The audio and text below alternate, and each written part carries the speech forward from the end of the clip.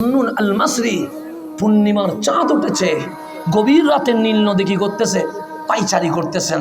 হঠাৎ উনি ভাবতেছেন আল্লাহর নামে শুরু, যিনি রহমান যিনি রাহিম। জুন্নুন বলতেছেন আমি সুখে দেখতেছি এটা রহমানের রহমত, আমি নিঃশ্বাস নিচ্ছি এটা রহমানের রহমত। অন্ধকারে পূর্ণিমার চাঁদের আলো দিয়ে আমাকে রাস্তা দেখাচ্ছে, এটা রহমানের রহমত। আমার হাত পা লড়ছে, এটা রহমানের রহমত। আমি খাবার খেতে পেরেছি, এটা রহমানের রহমত। তো আল্লাহ তো বিসমিল্লাহির রহমান বলে থেমে যায় নাই, রহিম বলেছে। তো রহমান মানিও দয়ালো, রহিম মানিও দয়ালো। রহমান বুঝেছি, রহিম কেমনে দয়া করে এটা তো আমি জুন্নুন বুঝি নাই। কে ভাবতেছে? জুন্নুন ভাবতেছে, মাসরি ভাবতেছে যে রহমান বুঝে গেছি, সুখে দেখতেছি রহমানের রহমত, খাইছি রহমানের রহমত, পা দিয়ে হাঁটতেছি রহমানের রহমত, নিঃশ্বাস নিচ্ছি রহমানের।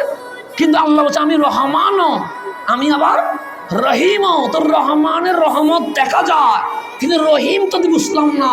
যে আমি যখন এটা ভাবতেছি হঠাৎ দেখছি কোত্থেকে এক বড় বিচ্ছু নীল নদের চরে চলে এসেছে। ওই বিচ্ছু দ্রুত করছে, এসে যখন নীল নদের পারে দাঁড়াইছে, আমি দেখলাম নীল নদ থেকে একটা কচ্ছপ ভেসে উঠেছে, পিঠটা বিছাই দিছে। বিচ্ছু লাফ দিয়া কচ্ছপের পিঠে উঠছে, কচ্ছপ রওনা শুরু করে দিয়েছে, এই পার থেকে ওই পারে চলে যাচ্ছে। আমি জুন্নুন বললাম কিরে, হঠাৎ একটা বিচ্ছু আসলো, উনি আসার সাথে সাথে কচ্ছপ পারে ভিড়ল, কচ্ছপের পিঠে বিচ্ছু উঠে গেল, কচ্ছপ রওনা হয়ে গেল। যাই কই আমি দেখবো একটা ডিঙ্গি নৌকায় জুন্নুন উঠে, নৌকা উনিও কি করছে, চালানো শুরু করছে কচ্ছপের সাথে সাথে।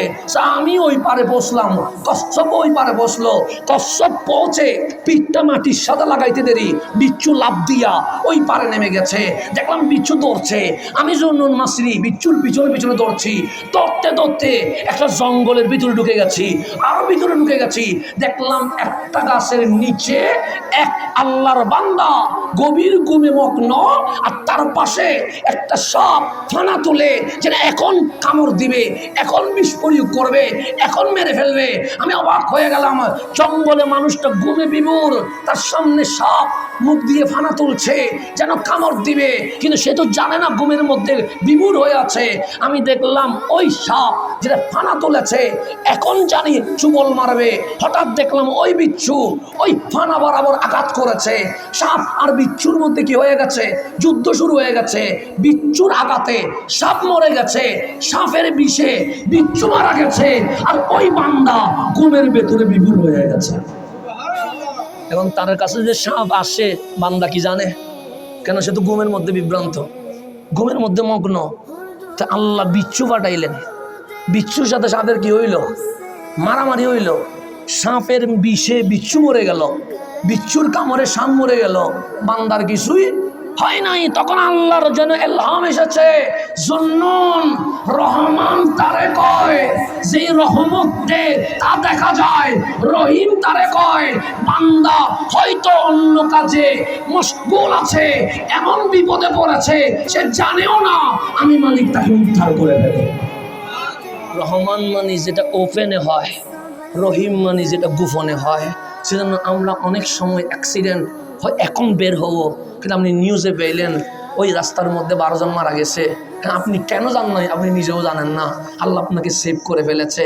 এরকম অসংখ্য ঘটনা ঘটে কি ঘটে না, ঘটে যায়। তা আল্লাহ রহমান মানে যে নিয়ামত দেখা দেয়, রহিম এমন নিয়ামত দেয় যা কি হয় না, দেখা যায় না। তো মালিক আপনাকে বলছে, বান্দা আমি ওপেনেও তোকে দয়া করি, গোপনেও তোকে দয়া করি।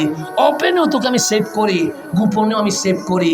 এমন কিছু নিয়ামত তুই জানিস, আর এমন কিছু নিয়ামত দিয়েছি তুই কখনো জানিস না। সেজন্য আল্লাহ বলে আমার নাম রহমানও, আমার নাম রহিমও।